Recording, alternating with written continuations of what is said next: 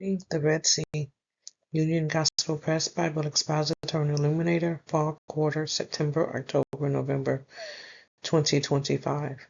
Teaching the lesson through Heart of the Lesson for November 9th, 2025.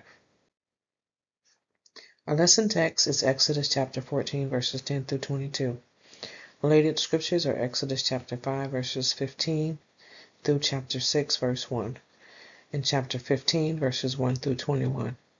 Joshua chapter 2, verses 8 through 11, Psalm chapter 106, verses 1 through 12, and 1 Corinthians chapter 10, verses 1 through 6. The time is 1446 BC, and the place is from Egypt. Golden text. The Lord shall fight for you, and ye shall hold your peace. Exodus 14:4. Introduction.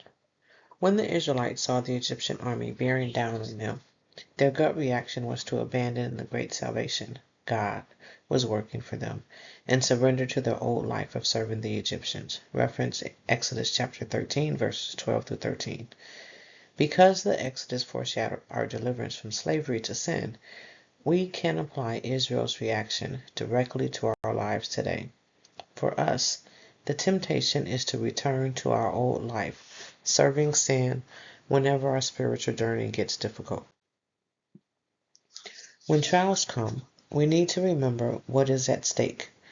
The Israelites probably, though their reaction was reasonable, wouldn't it have been better to live as slaves than to die before they received their freedom? But more than physical life and death was at stake. Their question should not have been, how can we stay alive, but whom will we serve? Reference Joshua chapter 24, verse 15. The Red Sea crossing gives us confidence to continue serving the Lord when trials come. God will make a way for us to keep following His path, even in impossible situations. Lesson outline. 1. Battle movements, Exodus chapter 14, verses 10 through 19. 2.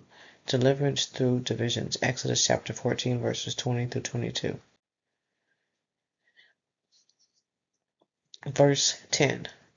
And when Pharaoh drew nigh, the children of Israel lifted up their eyes, and behold, the Egyptians marched after them. And they were sore afraid, and the children of Israel cried out unto the Lord. 11. And they said unto Moses, Because there were no graves in Egypt, hast thou taken us away to die in the wilderness? Wherefore hast thou dealt thus with us, to carry us forth out of Egypt? 12. Is it not the word that we did not tell thee in Egypt, saying, Let us alone, that we may serve the Egyptians? For it had not been better for us to serve the Egyptians than that we should die in the wilderness? 13.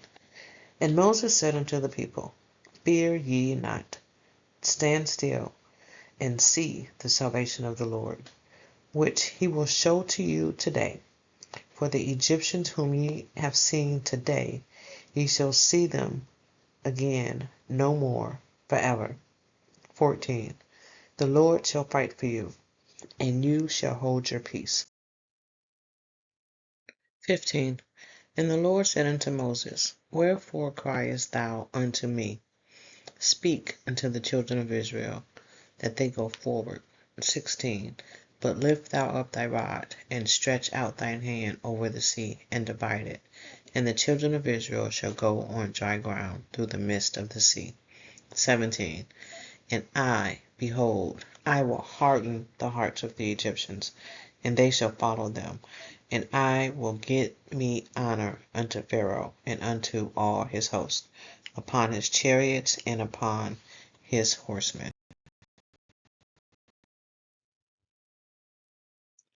18. And the Egyptians shall know that I am the Lord, when I have gotten me honor upon Pharaoh, upon his chariots, and upon his horsemen. 19. And the angel of God, which went before the camp of Israel, removed, and went behind them, And the pillar of the cloud went from before their face and stood behind them. 20. And it came between the camp of the Egyptians and the camp of Israel, and it was a cloud and darkness to them, but it gave light by night to these, so that no one came not near the other all the night. 21. And Moses stretched out his hand over the sea, and the Lord caused the sea to go back by a strong east wind all that night, and made the sea dry land, and the waters were divided. 22. And the children of Israel went into the midst of the sea, upon dry ground, and the waters were a wall unto them, on their right hand and on their left. Preparing to teach the lesson. The parting of the Red Sea was an amazing event that the Israelites look back on throughout the Old Testament as a witness to the power of God. His aim, facts, to observe the power of God as he protected the Israelites. Principle, to understand that God will fight for his children.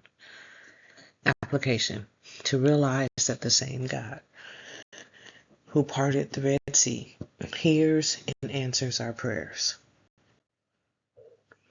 Introducing the lesson. The parting of the Red Sea was over 3,400 years ago, yet it still is celebrated today. Films like The Ten Commandments and The Prince of Egypt have dramatized the event with the beautiful scenes of God's power and protection. Developing the lesson. Our lesson begins in Exodus 14. God had already called and raised up Moses to lead his people. He and Aaron negotiated the release of the Israelites from Egyptian bondage multiple times, but Pharaoh's heart was hardened. God had already sent the 10 plagues, including the death of the firstborn. Pharaoh had finally released the Israelites, and God was visibly leading them. In the day he appeared as a pillar of cloud, and at night he appeared as a pillar of fire. But then he seemingly led them to a dead end, and Pharaoh changed his mind again. The Red Sea was in front of them. They could not go right or left, and Pharaoh's army was on their tail. This is where our Bible study begins. 1. Be still as the Lord fights for you. Exodus chapter 14, verses 10 through 14. In verse 10, we learn that the Israelites were afraid, and they prayed. We can relate to that. Pharaoh's mighty army was chasing them. They complained to their leader sarcastically. We can relate to that too. They asked Moses if there were no graves left in Egypt, and if that was why he had brought them to the desert to die. They blamed Moses for taking them out of Egypt. They reminded him that they had told them to leave them alone so that they can continue to be slaves to the Egyptians. Then they exclaimed that it would have been better for them to stay in Egypt than die in the desert. In Exodus chapter 5, verses 16 through chapter 6, verse 1, the Israelites similarly expressed distrust in Moses, and they blamed him and Aaron for the Pharaoh's treatment of them. With great patience, Moses answered the people in chapter 14, verses 13 through 14. He told them, 1, not to be afraid, 2, to stand firm, 3, to see the deliverance of the Lord would bring, 4, they would never see these Egyptians again, 5, the Lord would fight for them, and 6, they only needed to be still. These were powerful promises that would soon come to pass. 2. The Lord gives specific instructions to Moses, Exodus chapter 14, verses 15 through 18. The Lord quickly responded to the situation and asked Moses why he was crying to God. He commanded Moses to tell the Israelites to keep moving. Then he shared his amazing plan with Moses in verse 16. The Lord told Moses to pick up the staff and raise his hand over the sea. Interestingly, the Lord told Moses to divide the water, though Moses did not have the power to do that. God constantly asks us to do things we are unable to do while He accomplishes the task through us with His mighty power. The water would be divided, and the Israelites would cross on dry ground. Verses 17 through 18 remind us of what the world is all about, the glory of God. Take notice when you read the Bible how many great miracles resulted in God receiving the glory He deserves. A few decades later, Rahab told the Israelite spies that all the Canaanites knew the Lord dried up the Red Sea for the Israelites. When they heard the stories, their hearts melted in fear because they knew that the God of the Israelites was the one true God. Joshua chapter 2, verses 8 through 11. Part of God's plan was to harden the hearts of the Egyptians so that they would follow the Israelite through the divided Red Sea. God's glory would be on display, and he would receive honor as Pharaoh and his powerful army fell into the trap. 3. God stands between us and our enemies, Exodus chapter 14, verses 19 through 22. The visible manifestation of God's presence moved from in front of the Israelites to the back, between Pharaoh's army and the Israelites. Many believe the angel of God, verse 19, to be God himself, or more specifically, God the Son. This is possible. But even if it was merely an angel, we know it wasn't a chubby baby with wings playing a harp. This was the mighty angel of God who had been leading God's people and was now defending them. The cloud they had been following also moved in between the two groups. The cloud brought darkness to the Egyptian army, but gave light to the Israelites. In verse 21, Moses did as the Lord had commanded. He stretched out his hand over the sea, and the Lord created a dry road for them by blowing a strong east wind.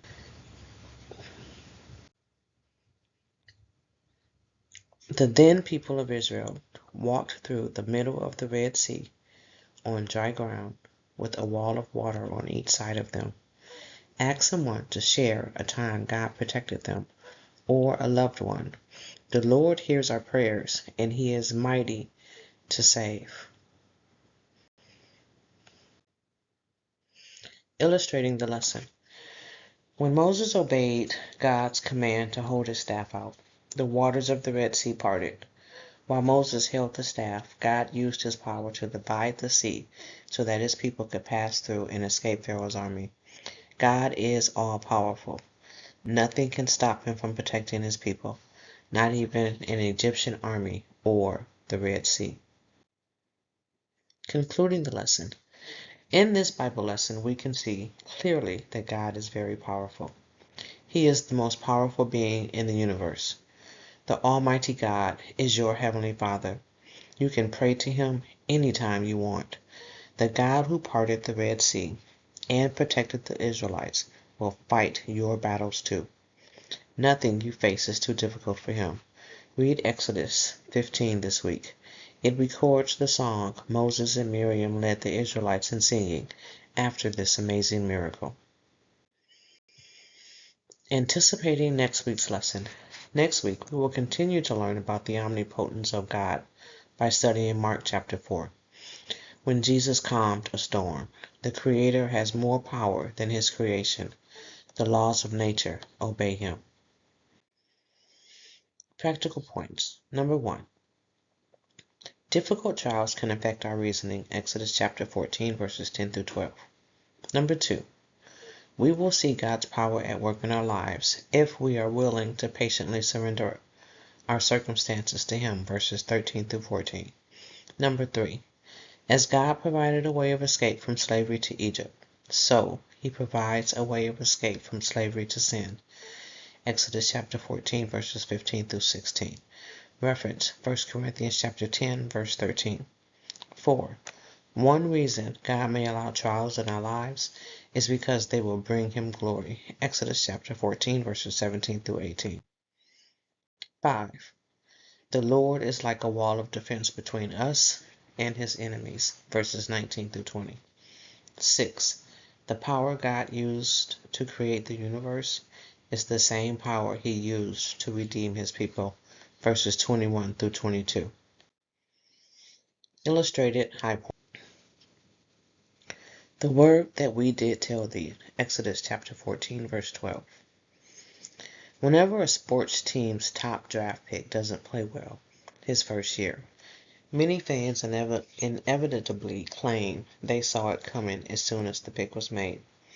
In reality, most of those fans were probably quite hopeful until things started going badly. Their frustration with the team, however, leads them to misremember their original opinion. That is similar to what happened on a much more serious level for the Israelites. As soon as the Exodus started going badly, they claimed they had said all along that they should have stayed in Egypt. In reality, they had said no such thing. The salvation of the Lord, verse 13. Church historians often refer to the spiritual awakening and revivals as echoes of Pentecost. They are not exact repetitions of the original event, but they bear similar features. Pentecost has become the point of reference or paradigm for all subsequent revivals because it was the defining moment that brought the church into existence. In a similar way, the Exodus became the paradigm of God's subsequent acts of salvation. Because the Exodus was a defining moment that brought Israel into existence as a nation, caused the sea to go back, verse 21. In 1958, a tsunami off the coast of Alaska produced a wave more than 1,700 feet tall. It flooded the land as far as 5 miles inland. Wave that shook the world once in future tsunamis. PBS.org. They have no way of knowing how the high walls of water were at the Red Sea crossing. We have no way of knowing how high the walls of water were at the Red Sea crossing, but certainly this gives us a terrifying image of what came crashing down on the Egyptians. Golden text, the Lord shall fight for you, and ye shall hold your peace. Exodus chapter 14, verse 4. Golden text. One thing that is clear about God's plan is that he loves to paint himself into corners. God ordains events that are seemingly impossible so that he alone can get the glory when they are resolved. For instance, God promised to make Abraham a great nation despite his old age and the barrenness of Sarah's womb. In Judges chapter 7, God reduced Gideon's army down from 22,000 men to 300 to defeat a much larger Midianite army. Likewise, when the Lord Jesus hung weak and dying on the cross, his mission looked like a failure and a defeat. In each of those scenarios, God looked cornered, weak, and even for a moment foolish. Yet we know that God is anything but weak. He is absolutely sovereign. Reference Psalms chapter 115, verse 3, Isaiah chapter 46, verses 9 through 10. Because of that, seeming setbacks to his plan will ultimately reveal his glory when he gains the victory. That is precisely the scenario that unfolded in the exodus of Israel from Egypt. After fleeing the land of Egypt, the scrambling Israelites found themselves cornered at the Red Sea, with the armies of Pharaoh closing in. At that moment, the Lord looked weak, short-sighted, or even cruel to put his people in such a situation. It was dangerous and seemingly impossible. But that is precisely the reason God planned it the way he did. That is why Moses declared to the people in Exodus chapter 14, verse 14, "The Lord shall fight for you, and ye shall hold your peace." The Lord orchestrated a scenario in which he alone would be displayed as the hero. The scene ended with the crushing defeat of Pharaoh's armies as the Lord miraculously parted the sea, then caused it to crash back on the Egyptians, verses 21 through 28. God's mysterious ways in history and in the deliverance of his people offer us practical help that produces fearless faith in the midst of our trials. First, we must remember That apparent setbacks are God's design. That includes both setbacks to our lives and to His sovereign plan as a whole. How freeing it is that the situations that seem to have no apparent resolution have God's fingerprints all over them. He deliberately allows them to ensure His glory when He comes through in the end. Second, we must remember that God's design in trials is to increase our dependence upon Him. Despite claims to the contrary, God does not give us more than we can handle. God does give us more than we can handle in life, that we may recognize our weakness and cast ourselves upon His power alone. That was the assertion of the Apostle Paul, who declared that our afflictions were given by God, that we should not trust in ourselves, but in God, which raises the dead. 2 Corinthians chapter 1, verses 8 through 9. Third, trials are designed to increase our joy in the glory of the Lord. As we wait on God to do the impossible, we better position ourselves to see His glory. And this is one of the highest joys of the believer, to see God displayed for the treasure that He is, and to declare to Him after He intervenes, "Who is like unto Thee, O Lord, among the gods? Who is like Thee, glorious in holiness, fearful in praises, doing wonders?" Exodus chapter 15, verse 11. Heart of the lesson. The power over fear is fear. That may seem like a riddle or a contradiction, but it is a deeply theological statement. We all have fears that haunt our hearts and lurk in our lives. And the secret to conquering the things in life that makes us fearful is the fear of God Himself. Thus, the power over all earthly fears is the fear of God. That does not mean we should fear God as a monster, but we should tremble before His majestic holiness and power. Fearing God rightly involves trusting Him. Psalms 115, verse 11. That is precisely what we see in the well-known account of the Exodus. Number 1. Israel's fear and God's reassurance. Exodus chapter 14, verses 10 through 18. As the people of Israel were cornered at the Red Sea, with Egypt's battalions closing in, they cried out in fear. Verses 10 through 11. Moses told the people not to fear, and that the Lord would fight for them. Verses 12 through 14. What greater words of comfort could have been spoken? The Lord commanded Moses to stretch out his hand, promising to deliver the people and overthrow the Egyptian army. Verses 15 through 18. 2. God's fearsome deliverance.